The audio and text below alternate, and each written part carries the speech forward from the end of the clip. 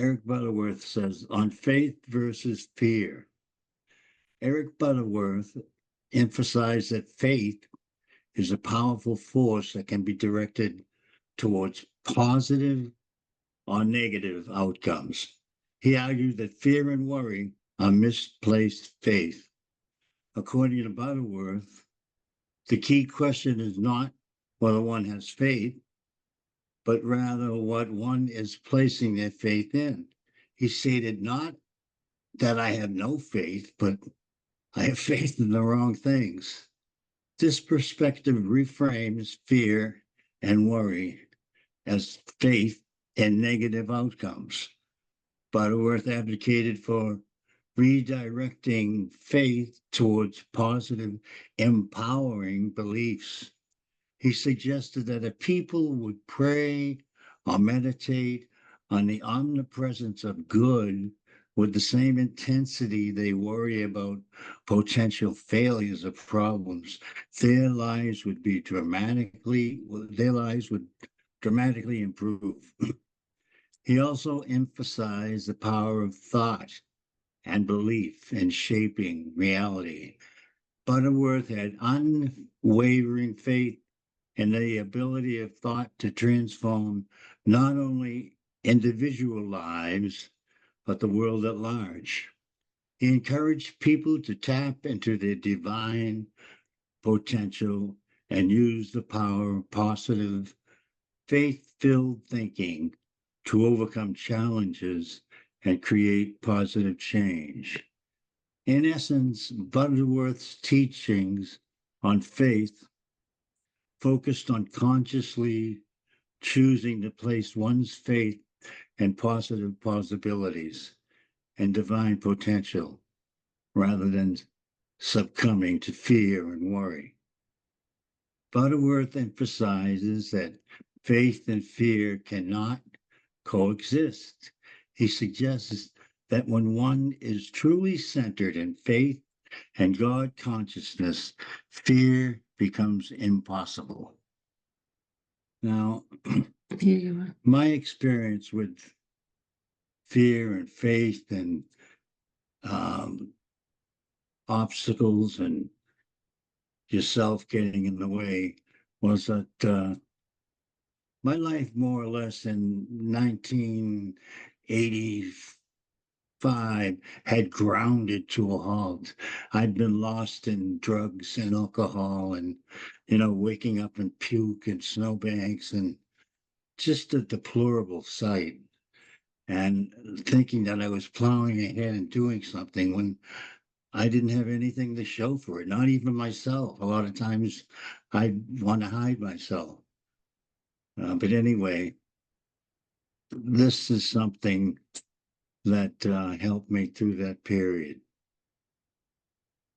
In the darkness of the night, when I am occasionally relieved by glimpses of nirvana that see through other people's windows, wallowing in a morass of self-despair, made only more painful by the knowledge that all I am is of my own making. When everything around me, even the kitchen ceiling, has collapsed and crumbled without warning, leaving me, let me remind you of a pilgrim who asked for an audience with the Dalai Lama. He was told that after that, for 5 years, he must spend spending contemplation for the next 5 years. After the 5 years, he was ushered into the Dalai Lama's presence, and the Dalai Lama smiled and said, "Well, my son, what do you wish to know?" "I wish to know the meaning of life, Father." "Well, my son, life is like a beanstalk, isn't it?" And that's my ending of here and there and everywhere, and getting to Unity in 1985 with good feelings in my heart and learning how to get through my recovery, overcome my addiction to drugs and alcohol and sex and random naughtiness. And I was living in a halfway house on Park Drive, and somebody, a co-friend of mine, mentioned that there was a church that made sense, that would make sense to us, this church called Unity. That sounded like a good name for something. So we walked from, Park Drive over to Brookline, that big old stone church that used to reverberate with the good sounds. And I fell in love with Unity. I met Reverend Holy Father. You know who I'm talking about. Our leader. And I'm straining for words. Carlos. Yes. Carlos, you lifted me to such a degree that I've forgotten that I tumbled down again. But thank you very, very much. Unity and faith and driving forward. That's about it. Thank you, John. Thank you. Powerful share. My brother, many of us miss the, what did the Dalai Lama say? What was the answer to the question? Many of us miss the answer. Oh, okay. I'll try to be more emphatic. The Dalai Lama smiled and said, "Well, my son, life is like a beanstalk, isn't it?" A beanstalk. Yes, isn't Okay, it? thank you, brother. Thank you. Thank you. Did it seem like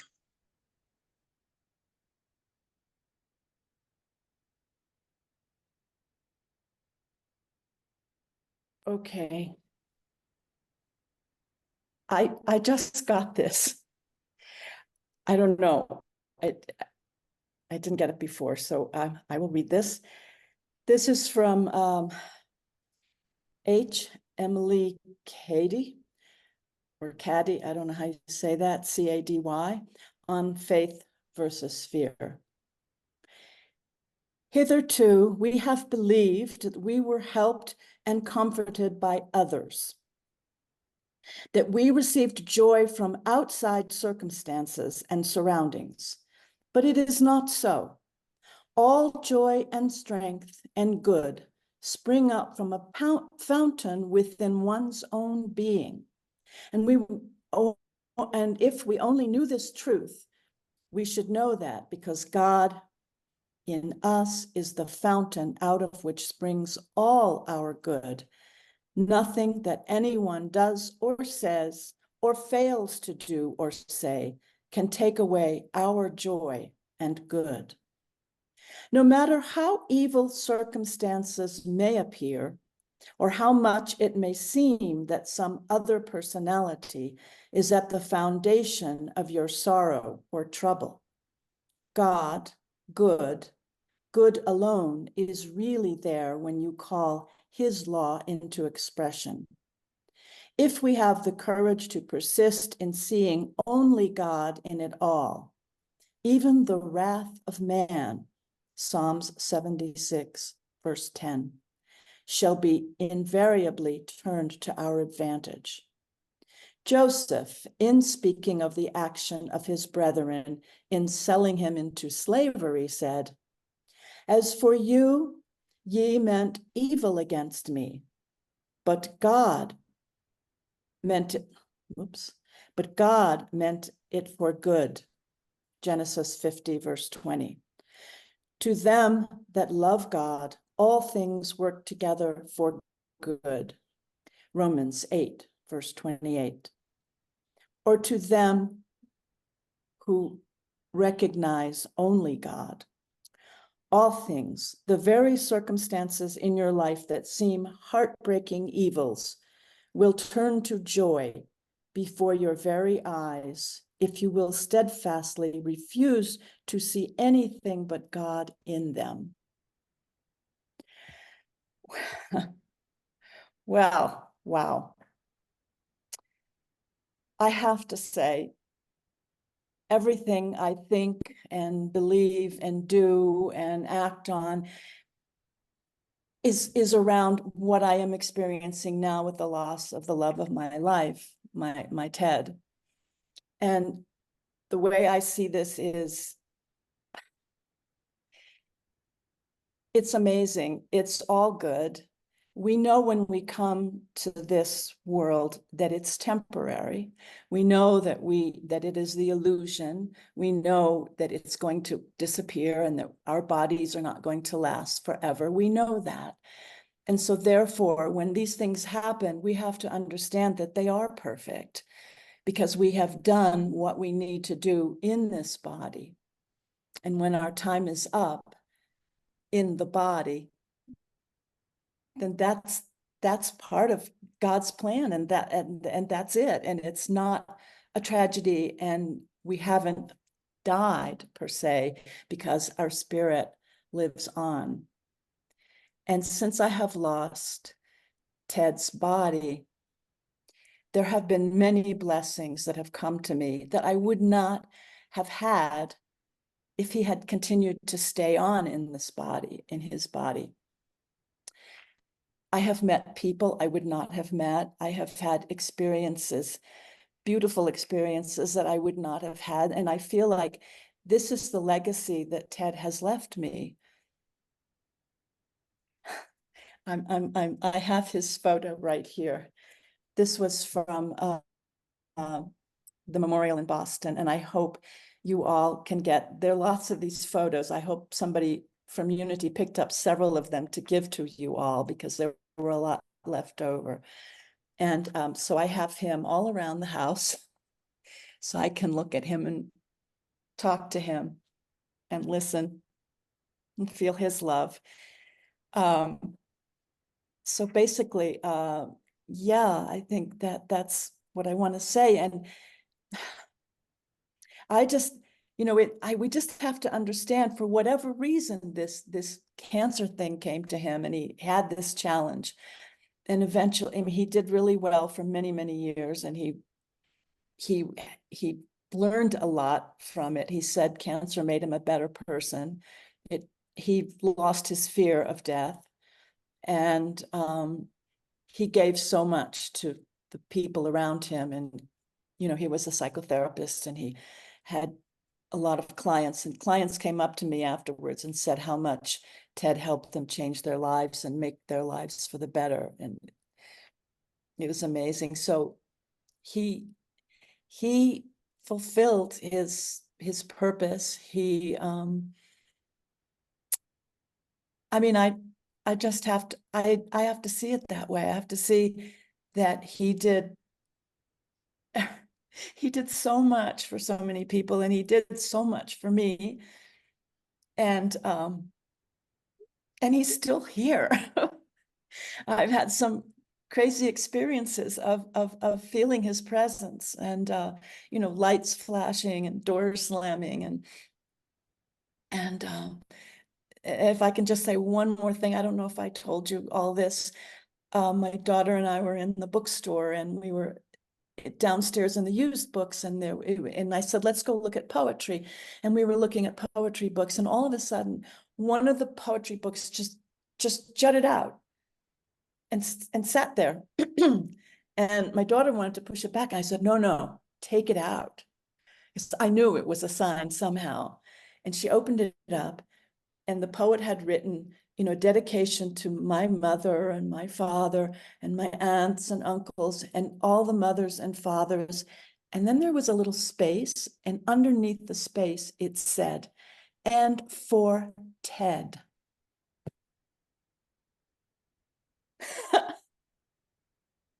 Thank you, Teddy. Thank you, God. Thank you, Unity. Thank you, Lauren. That was so moving. Thank you.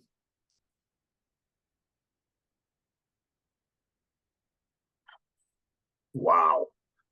That was a mic drop right there. And now I get to speak.